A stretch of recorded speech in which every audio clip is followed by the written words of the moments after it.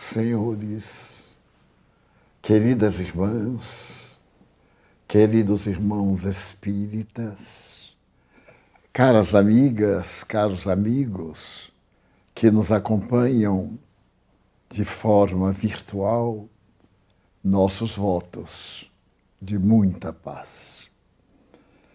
O egrégio codificador da doutrina espírita, Allan Kardec, comentando uma resposta dos espíritos nobres a respeito do dever que têm os jovens de cuidar dos mais velhos, especialmente os filhos, cuidando dos seus pais, dos seus avós, tendo em vista as noites e os dias que eles entregaram aos cuidados da nossa infância, faz um comentário muito peculiar.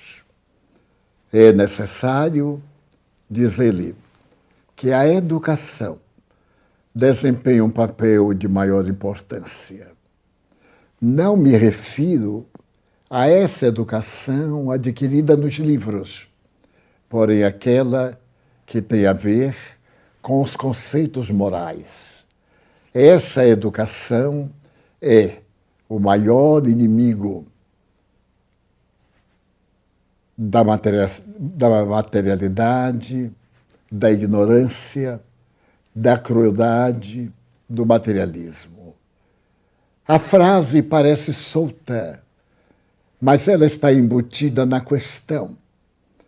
Quando nós compreendemos que a diversidade do período de natureza orgânica é sempre oscilante, vem-nos à mente este pensamento de cuidar dos nossos ancestrais, a fim de que a sociedade possa desfrutar desses bens comuns a todas as criaturas.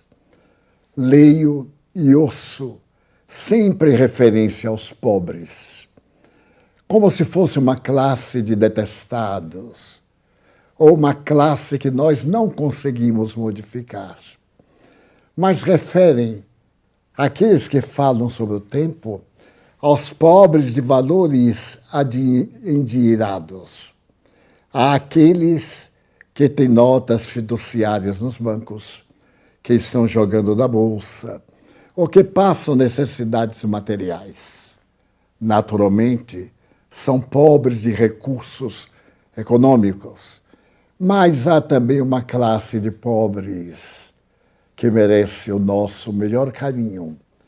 São aqueles pobres de sentimentos de amor, aqueles pobres do conhecimento da verdade, aqueles que perderam tudo, menos a própria vergonha de rastejar na miséria.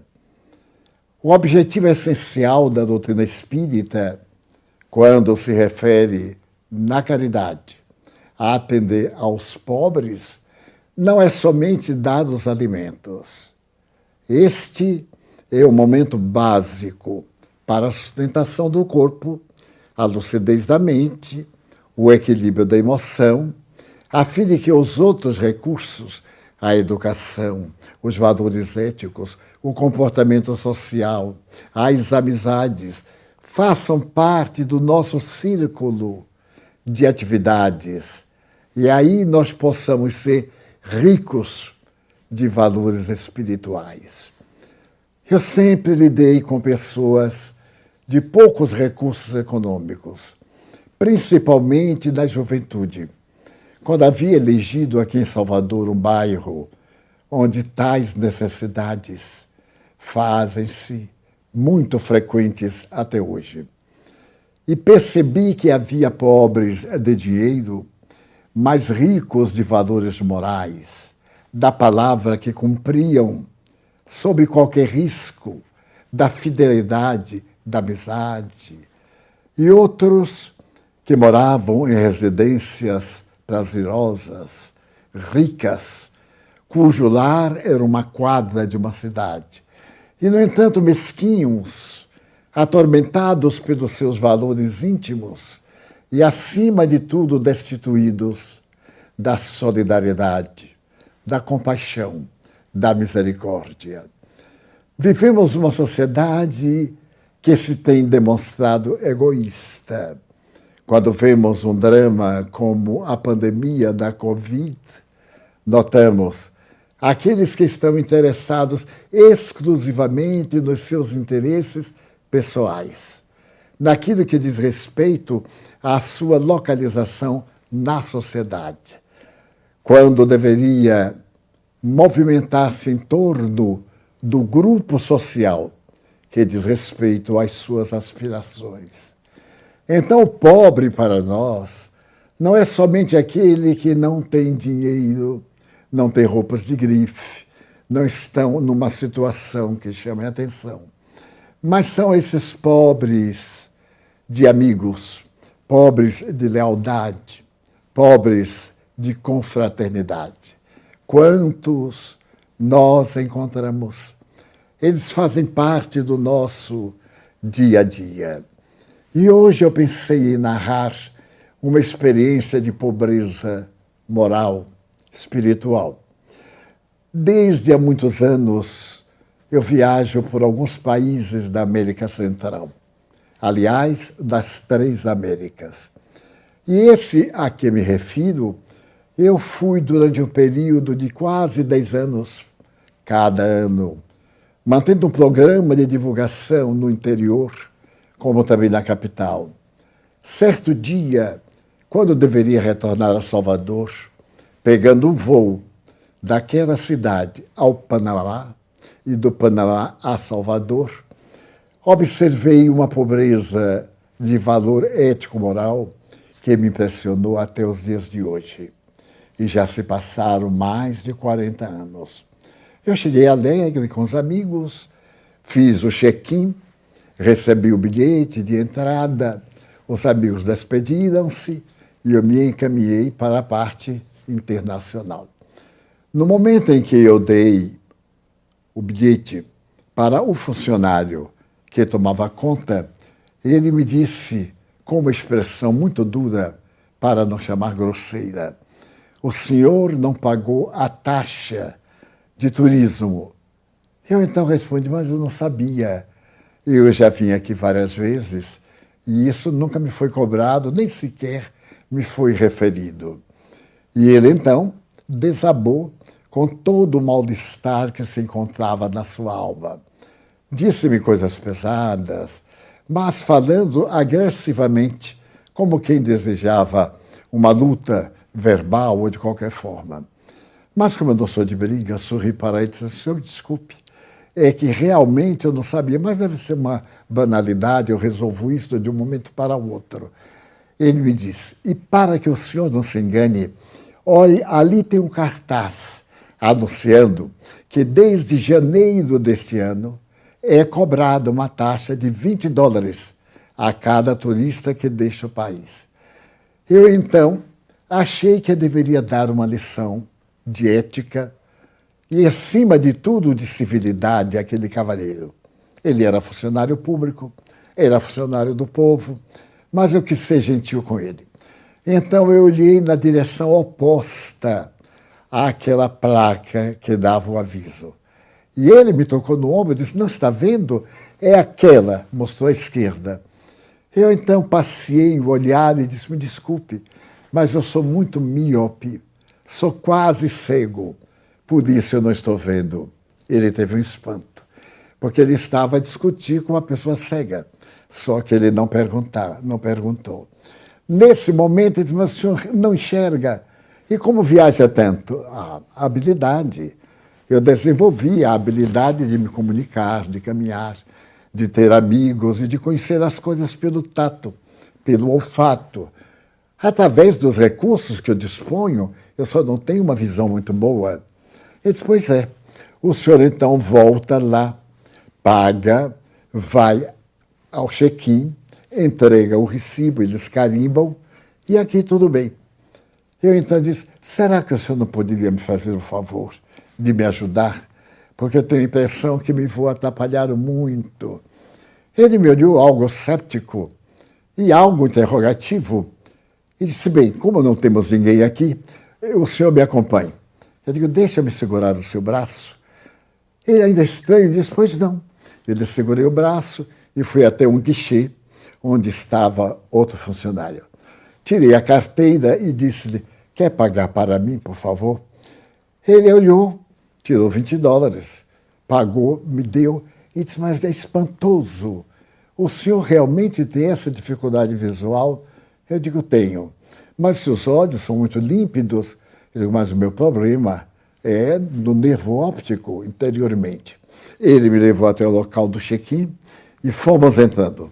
Quando já estava de volta, mais ou menos de bem, eu perguntei, por que o senhor está tão zangado hoje?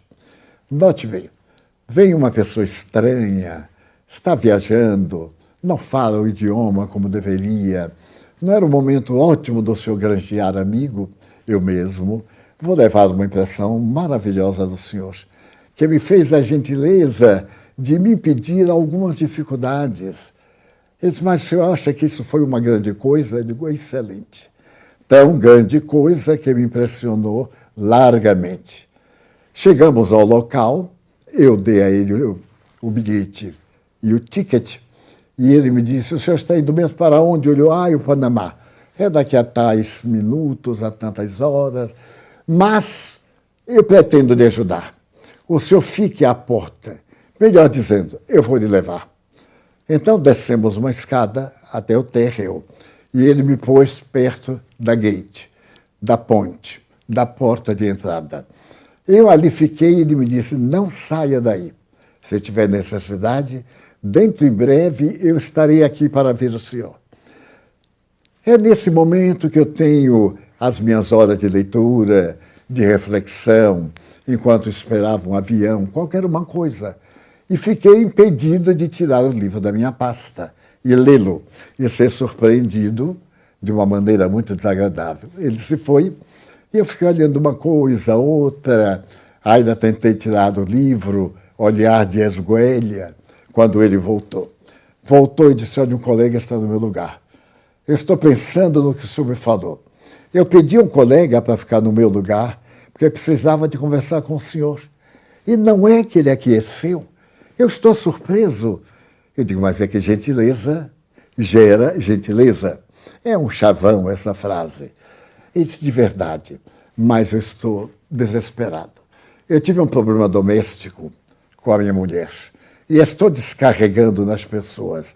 O senhor não pode imaginar o que é ser casado, ter uma mulher incompreensível e na rua as qualidades boas e más da esposa. Então, dessa situação, eu me separei dela. E ontem eu saí de casa. Mas eu estou desesperado. Eu tenho 2 filhinhos. Eu não sou homem de rua, eu sou homem do lar. Mas a minha esposa é temperamental, é muito difícil.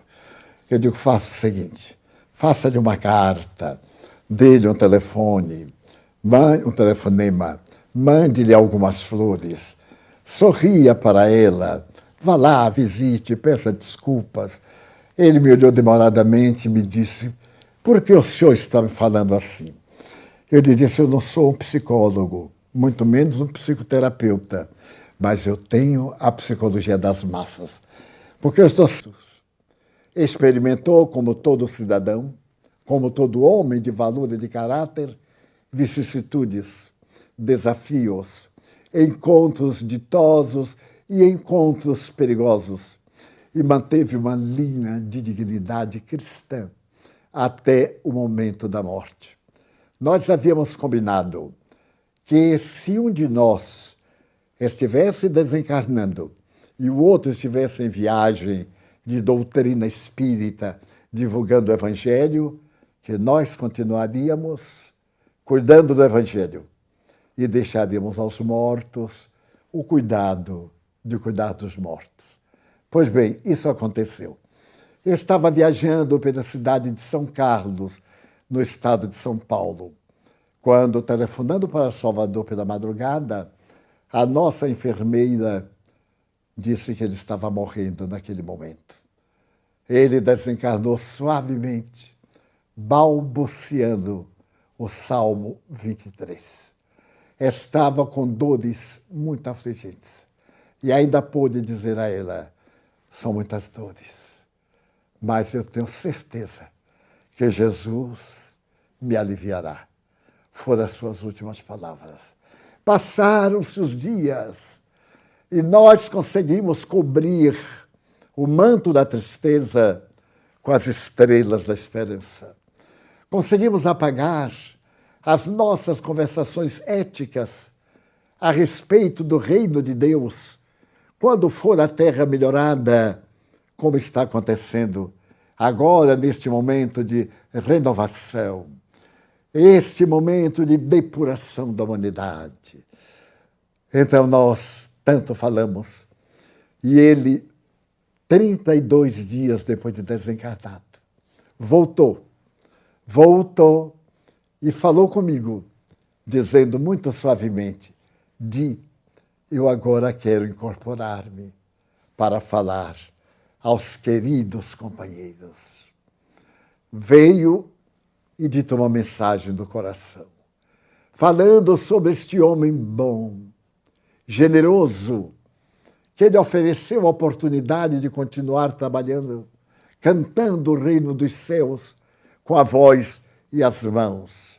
Ele me aparecera dias antes, muito rapidamente, numa solenidade civil, em que tocou o hino dos marinheiros, e ele gostava muito. Ele me apareceu comovido e me deu a Deus, pois até hoje, buscando Cristo, esta alma que foi apresentada a Jesus de Nazaré, aquele que amava as criancinhas, aquele que perdoava os mais incrédulos, porque não sabiam o que fazer, aquele que está sendo perseguido e maltratado hoje, que na China estão sendo decapitados pelo crime de crer no homem, de crer no homem que elevou a sociedade muito mais alto do que Mao Tse-tung, com a sua revolução do Partido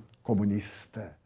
Um homem que certamente inspiraria Confúcio, Lao Tse e os grandes pais da veneranda cultura da Índia de 7.000 anos. Ele continua buscando esse Jesus e trazendo-nos a nós que ficamos na retaguarda a certeza da imortalidade.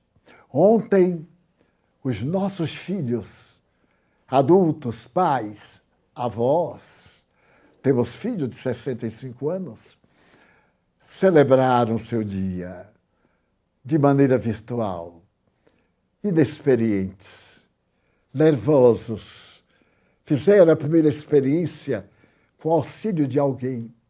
Estivemos juntos virtualmente. E ele, Nilson, esteve presente espiritualmente, porque ninguém morre. A morte é uma mudança de tom vibratório. Nós saímos de uma onda e entramos noutra. Saímos de uma expectativa musical e a vida é uma permanente harmonia. Pitágoras dizia que Deus é a música do universo. Então ele apareceu e levado às lágrimas por aquelas crianças de ontem que chegaram com 2 dias, com aquelas crianças que foram deixadas em nossa sala e nós adotamos como filhos. Ele também registrou 3 deles como seus filhos biológicos, porque foram crianças que ninguém sabia de onde veio, nem porque foram deixadas em nossa sala, à nossa porta, no banco de jardim. Este é o Evangelho restaurado. Pessoas há que nos dizem, mas isto é ortodoxia. Não, isto é fidelidade. Outros que dizem, mas é um pieguismo. Essa turma religiosa é pieguista, prefere a dor. É porque nunca leram o Evangelho, com certeza. A dor é o prêmio que Deus dá às suas criaturas. Está no Evangelho segundo o Espiritismo. Está ali ele dizendo: amai. E Madre Teresa, sua discípula por excelência, quando lhe perguntaram: Madre, quando é que o mundo se vai modificar? Ela disse com serenidade: agora, a começar por você e a sua amiga, e também por mim. Não atiremos no outro a responsabilidade de um mundo melhor. Já que não podemos mudar o mundo, mudemo-nos a nós mesmos. E o mundo se mudará, se transformará ao cântico das bem-aventuranças. Bem-aventurado aquele que, não vendo, creu. E ai daquele que, apesar de ver, preferiu a opção negativa. Jesus está de volta. Venho como outrora aos transviados filhos de Jerusalém. O Evangelho segundo o Espiritismo nos traz esta página sublime, ou então de Lázaro, quando se referem dos cristãos que se molaram no circo. E hoje o Espiritismo vem pronunciar uma segunda palavra do alfabeto divino, a reencarnação. Vem no instante dizer-nos que a reencarnação é a porta que se abre para a nossa redenção. Tenhamos compaixão dos que sofrem. Não aumentemos a carga dos que já são infelizes. Que seja a nossa voz a dúlcida mensagem. Ninguém te apedrejou, nem eu te apedrejo. Não será através de pedradas que nós modificaremos o mundo. Ele sempre recebeu pedradas, desde o período da pedra lascada ao período da pedra luzida, aos vários períodos, até este período da cibernética, este período do homem da internet, esse período da mente, controlando tudo através do pensamento e das ideias grandiosas de que nos fala o Evangelho. Estamos num momento grave, todos o reconhecemos. Não nos custe um pouco de sacrifício por nós, pelos que virão depois de nós, pelos nossos filhos, por nós mesmos que voltaremos lutando fortemente para diluir a Covid-19, evitar o contágio. Quando descobrir que está contaminado e não sente nada, manter todos os cuidados para evitar a contaminação dos maleáveis. E quando percebermos os sinais, sem qualquer receio, procurar os meios próprios da saúde para poder cuidar, porque ela é curável. O Brasil ultrapassou 1 milhão de curados. O mundo também exulta daqueles que se recuperaram. E eu tenho conversado com várias pessoas que saíram do vale dos problemas turbulentos do pulmão e do coração. E me dizem, como falou o astronauta, agora eu sou uma pessoa diferente. Eu vi a morte vis-à-vis. Eu a contemplei. Ela me olhou demoradamente. E eu me lembrei de Deus. Me lembrei de Jesus. Lembremos dele a cada momento. E se for possível, somente se for possível, façamos uma campanha de esperança, uma campanha de ordem. Eduquemo-nos socialmente. Não deixemos que toque a hora em nosso bairro, em nossa cidade, em nosso país. O toque de alarme, o toque de recolher. Vamos recolher com um pensamento forte. O pensamento é dínamo criador. É uma força que move o pêndulo do relógio conforme as experiências de manifestação da parapsicologia.